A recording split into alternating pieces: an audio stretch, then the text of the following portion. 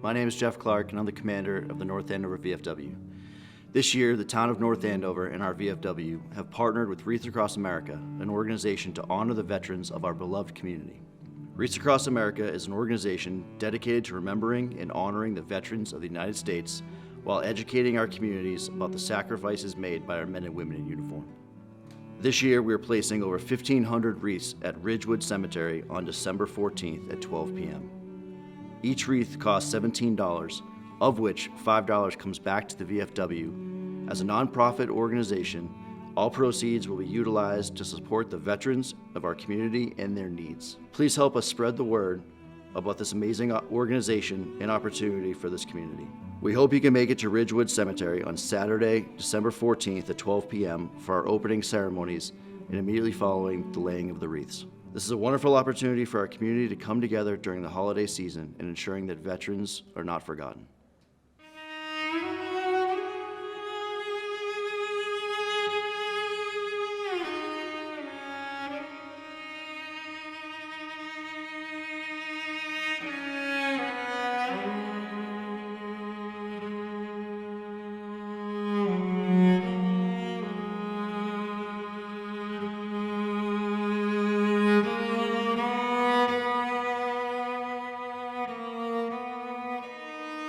Frank S. Gile, Landsman, United States Navy, Conflict, the Civil War.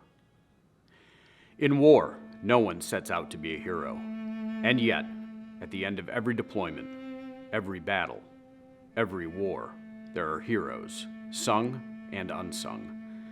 In English, we have one word that stands apart from bravery, apart from gallantry, and apart from selflessness. Apart even from courage beyond the call of duty. Valor. In the United States, we recognize uncommon valor with the Medal of Honor. Not too far inside the main gate of Ridgewood Cemetery, there is a bronze plaque, flanked by flags on each side, with a 5-pointed star in the middle. Underneath is the name, Frank S. Gile. And below his name are the 3 inscribed words that read, Medal of Honor.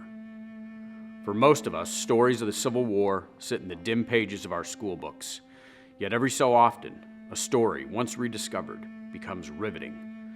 So it is with the story of Frank S. Gile, Medal of Honor recipient for action in 1863 during the Civil War. A landsman was the lowest rank in the Navy. It is no longer used today, but the story we are about to hear was a story of yesteryear.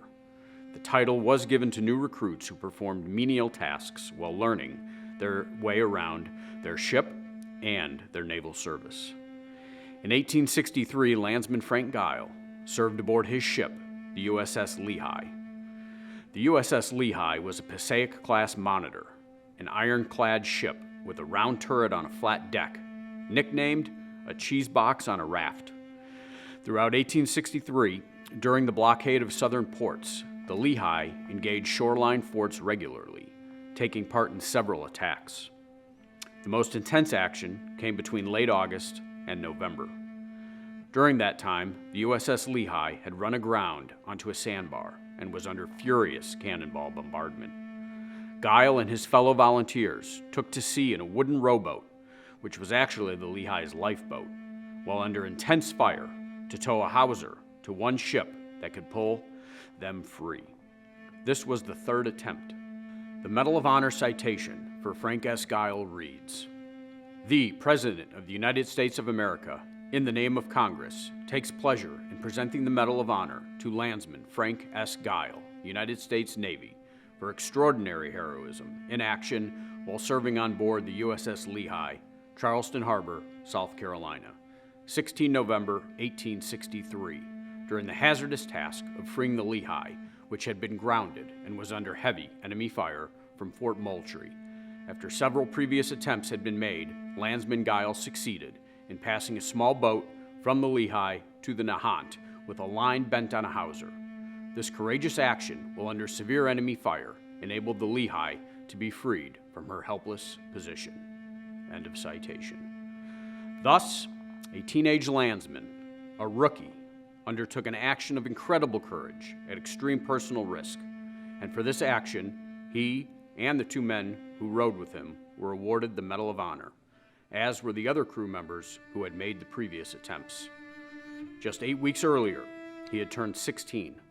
Frank Gile served on 3 other ships before leaving the Navy.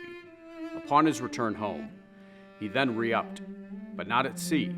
This time he joined the fabled 20th Maine Regiment, Joshua Chamberlain's storied regiment, as a substitute. Then he came home for good, his service to his nation complete.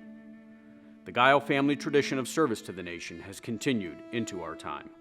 Frank Gile's son Thomas served in World War I. His grandson, Joseph T. Gile Sr., served in World War II. His great-grandson, Joseph T. Gile Jr., served in the United States Marine Corps in Vietnam, where he was killed in action in 1966. He had been 20 for only a week. The Gile family has given much to the defense and freedom of our nation, and we owe them our deepest respect, sympathy, and gratitude. Our next segment will shift to World War I, where you will learn about Albert Thompson from Superintendent Greg Gilligan. Hi, my name is Bill Dolan. I'm the coordinator for VFW Post 2104 in North Andover for the Wreaths Across America program this year. To access North Andover's event, using this website will allow individuals or groups of volunteers to register to place wreaths. We'd ask that one individual for any groups of volunteers identify themselves so that we can work with that one person rather than the whole group. This access can also be used to purchase wreaths, which are $17 each, and to designate a family member or significant person who may want to place the wreaths themselves. We need to raise $26,350 to purchase all the wreaths for the 1,550 veterans who are buried at the Ridgewood Cemetery. We need to raise this money by December 3rd. Wreaths Across America is dedicated to remember, honor, and teach about veterans. And this segment and the others in this series was created by North Andover CAM to help us reach out and do that. The theme for Wreaths Across America, encompassing nearly 4,500 communities across the country who are laying veterans wreaths on December 14th, is Live with Purpose. The opening ceremony honors all branches of our military with a ceremonial wreath posted for each branch by an active or retired member of that branch, and a wreath to remember the POWs and MIAs.